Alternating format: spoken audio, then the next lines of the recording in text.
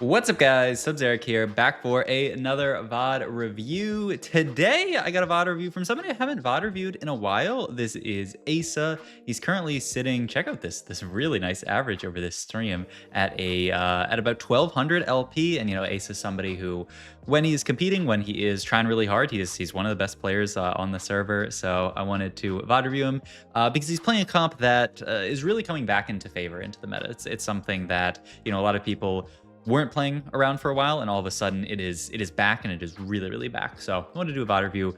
Also, as you can see back there, I'm still moving, still getting everything settled in. I'll have maybe a little bit more exciting of a backdrop tomorrow. We'll see, but I just spent so much of today like building furniture and stuff. So yeah, I'm trying to get everything done so that I can start streaming and get back into that. Hopefully we'll have a stream tomorrow. We will see. But in any case, start off here with a bunch of pairs, potentially a portal opener. We have these AP items here. And yeah, we really have a ton of portal champions to start with. So that really seems like it could be our opener. Silver augments here. Stimpack is like kind of the obvious pick up here. It's a solid sort of combat augment, lost streak into items, which is really good. 4 components for silver is fantastic. You obviously have to lose the HP. Exiles and pumping up aren't bad either, so these are not too bad. Branching out is another great option actually these days, but it's not what I want to talk about in this video. I want to talk about Fine Vintage, which is an augment that I think let me do a quick stats check just to see where we're at with that.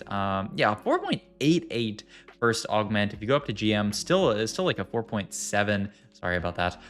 So, not the best augment statistically, but it's been used a lot with this specific line that we're talking about. And this is a perfect spot to take it. You have component anvil, so we're going to get another basically like full support item from the Fine Vintage. And we also have this unit that we are really interested in playing around, which is Kassadin.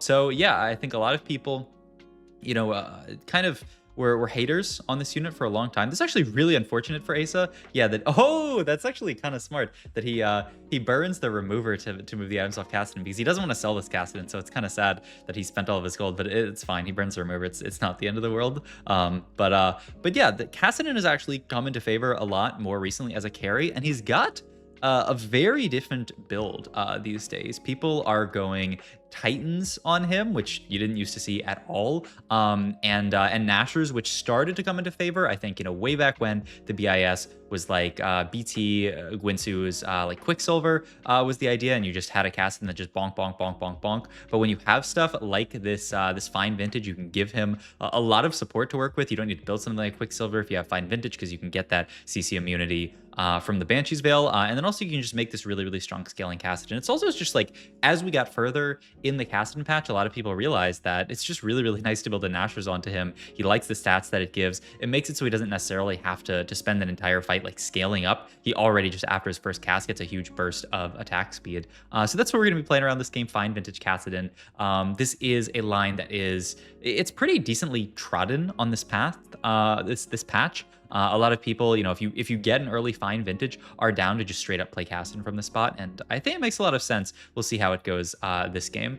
Aesah here, it's interesting because he didn't pop his anvil going into carousel here, so I assume that means he's making another support item here. It is only 2-4, 2-5 after this, so there's still a lot of time to scale up these support items. At this point, it looks like he's scouting just to get a sense for if anyone else is going to potentially contest him in this Kassadin comp. He wants to make sure he's uncontested, because Kassadin is solid, but not so broken that you want to be playing it from contested. And so yeah, he's going to make another Fine Vintage item. Makes a lot of sense. Once again, it's only 2-5. Maybe after these 3 we can start looking at real items. We'll see, actually. It depends on how many components that we get from Krogs. We can maybe even just make some more Fine Vintage items and then spark really hard at the beginning of stage 4. So we'll see.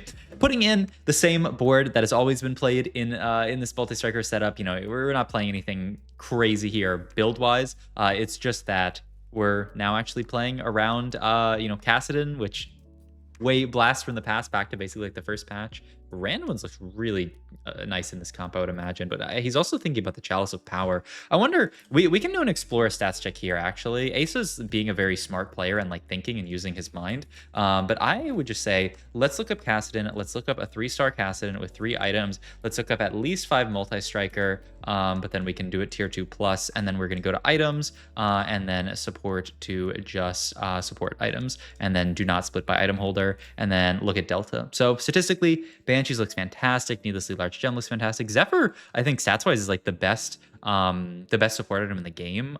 Gives your entire team attack speed, which, you know, obviously seems solid, and then you have the Zephyr effect on top of that. Statistically, randos actually looks pretty poor. So like if you wanted to go by the stats here, I think it would be Chalice, right? But none of these look amazing. Yeah, we actually have Unstable Treasure Chest, which is apparently the worst, and then Randomness and Spite also are, you know, 3 out of the 4 worst in the game. Chalice at least looks okay, but I mean, this makes a lot of sense. You have Locket to juice up your front line. You have Banshee's Veil for extra you know, support and make sure your Kassadin doesn't get CC'd, and then stuff like this to disrupt so that your guys can pop off, and then stuff like Knight's Vow seems fine as well. So makes sense. Looks like Unstable Treasure Chest is the only one with a positive delta, which is funny. But yeah, Ace is gonna think a while and then end up taking the Randuins. And second one here, once again, nothing crazy. I think Eternal Flame. So, interestingly, ZZ Rots is the best statistically. I don't know if I completely believe that. You could even, if you want to go even further, you can add Fine Vintage to the mix here. Obviously, we're getting very, very small sample on these stats now, but yeah, you know, we've actually, I think, filtered some of the support items out at this point. So it does show that Banshees are the best with a bunch of support items. And then, you know, if you do this, Randuins is still pretty bad, but you know, you get the idea. You can filter down more. But hey, we pick up a Hecarim here, which means we've already got the 5 multi-striker, which is fantastic here. Means we're not going to have to roll too much at 3-2. This is, you know, a 3-cost or a 2-cost reroll comp, so we are very much interested in rolling at 3-2. So we'll see how much Aesah wants to go for that here, and we'll also see when he wants to start making real items for this Kassadin, because I mean, you know, Quicksilver, you know, not amazing. So I imagine we're going to still use that as a support item. We're also on 5 loss here, so Aesah's, yeah, okay, so he does end up making the slam here, because you could consider not actually slamming this Randuins if it's going to give you like a good loss, you know, versus someone like Iltenahue here, who has like a quite strong board. I think we should be, yeah, we should be fine to lose this fight. This is actually a pretty good loss for us. Only 3 losses is fantastic for Aesah here, especially because he's meant to spike really hard stage 4, so it makes a lot of sense.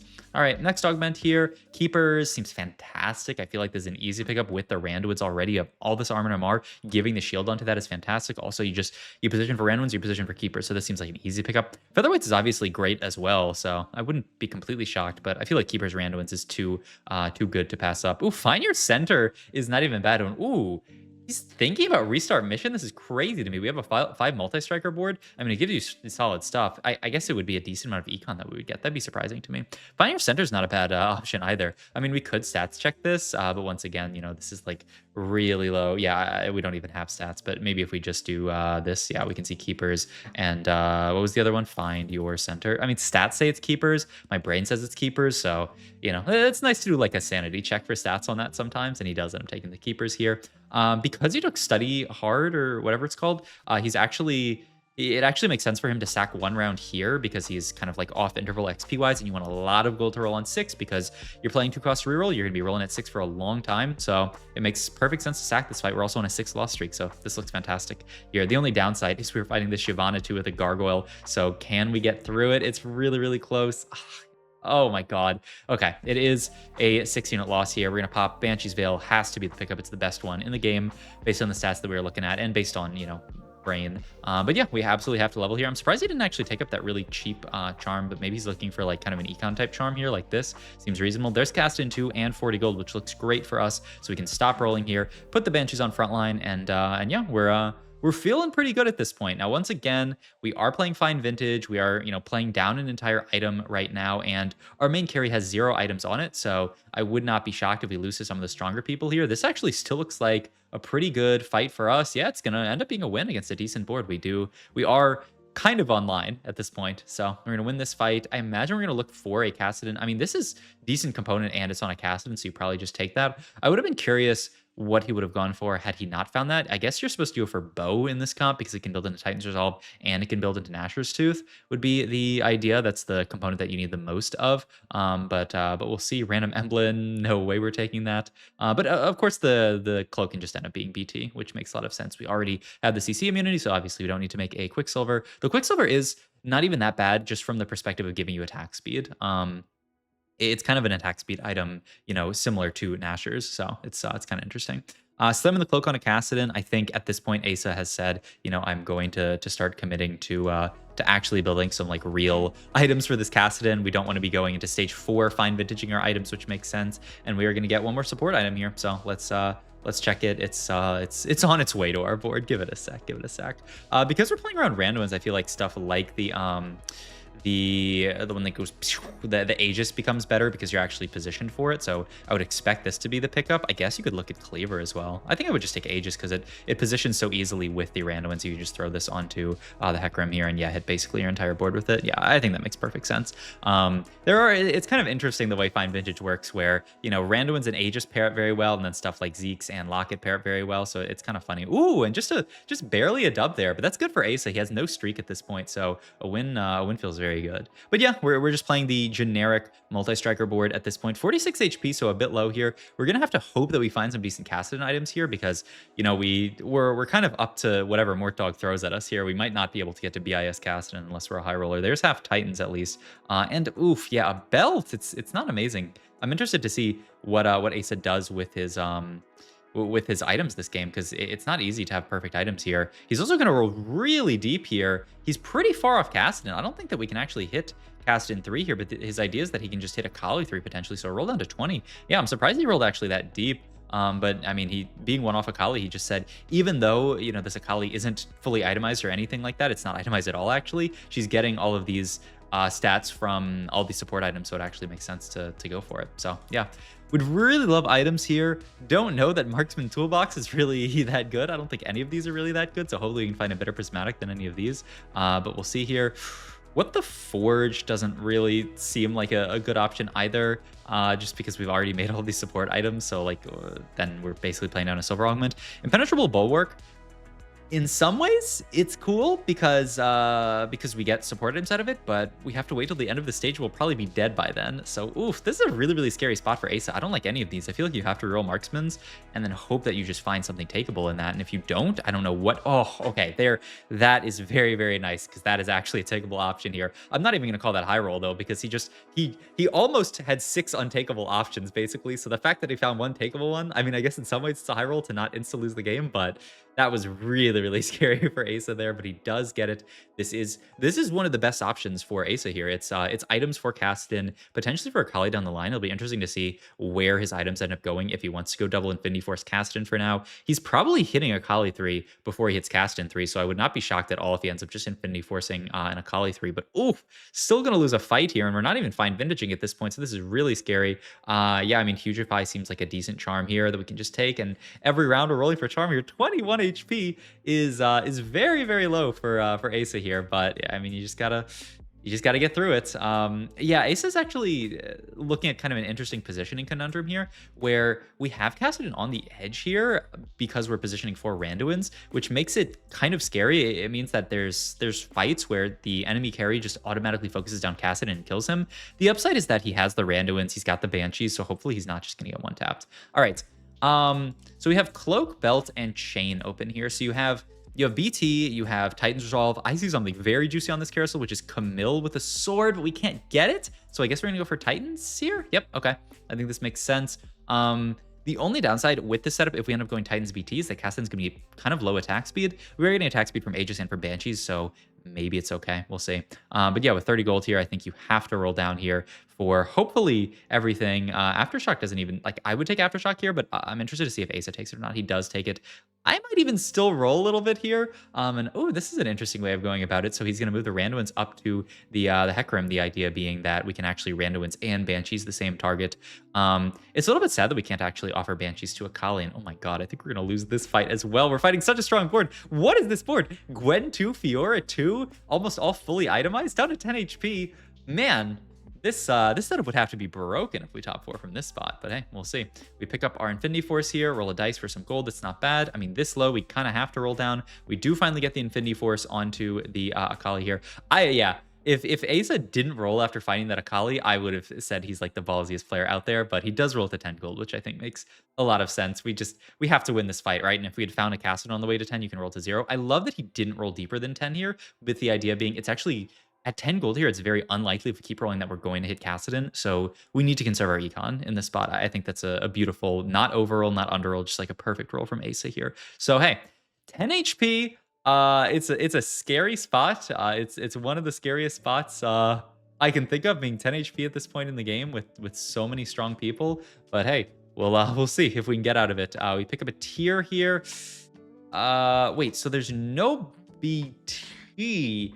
There's Nashers, right? The only problem is then you would go Nashers Adaptive Helm would be your items. I mean, there's not a healing item that exists. I wonder if you just have to go Nashers, then we'll find a healing item down the line. And then what? You're Adaptive Helming. I guess you're just Adaptive Helming the Akali for stats.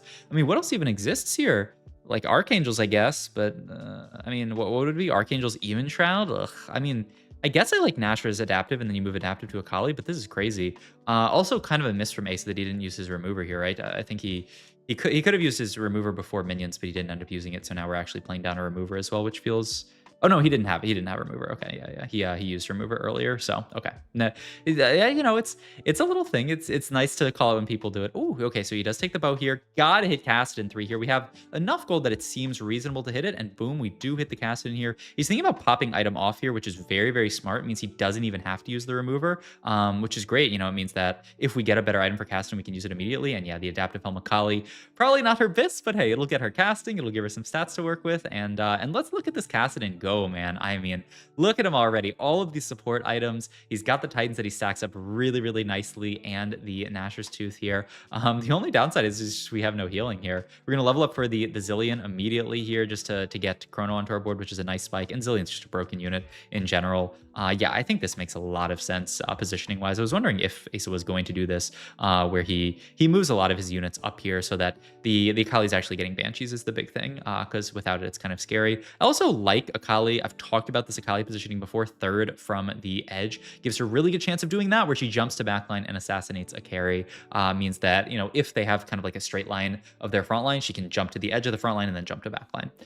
So yeah, we kind of need to roll for charm every round. Just any artifact for Akali is great. And we do end up also picking up Arcana, which is the even better in here over Chrono. Means that we get a bunch of stats onto our entire team because we actually have a decent amount of items spread out here.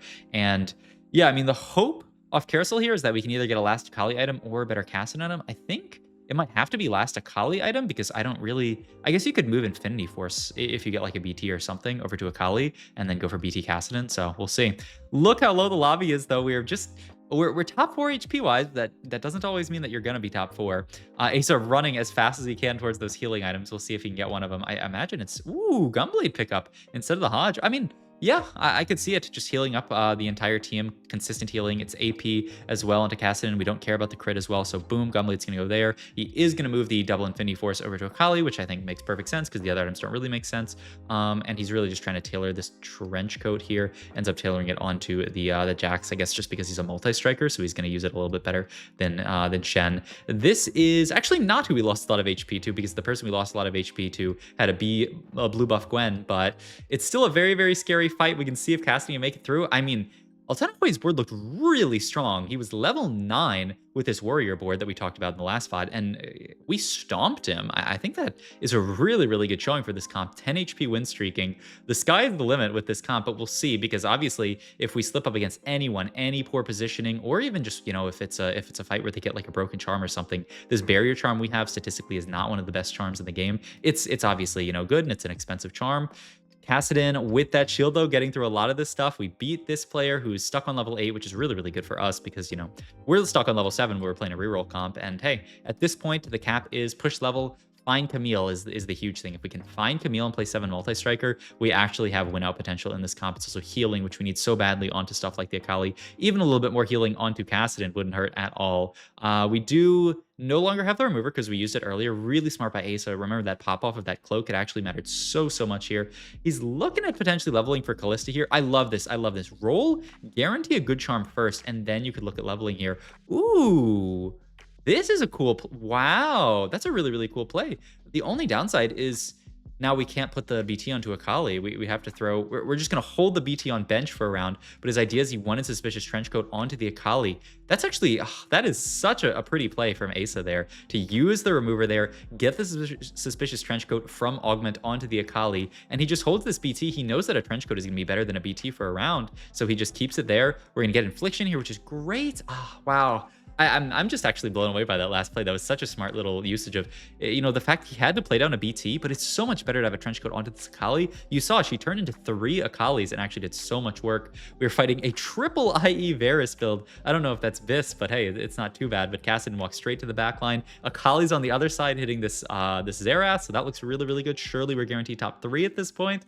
And I don't know if anybody in this lobby can beat us. I don't want to jinx Aesah, but man, Reaper looks really good. We're of course gonna get the Zillion back in because 6 multi-striker doesn't do anything. Oh, okay. Maybe I should not talk. That is a very scary board with a Camille 2 who basically has lucky gloves there. Those are not bad items at all.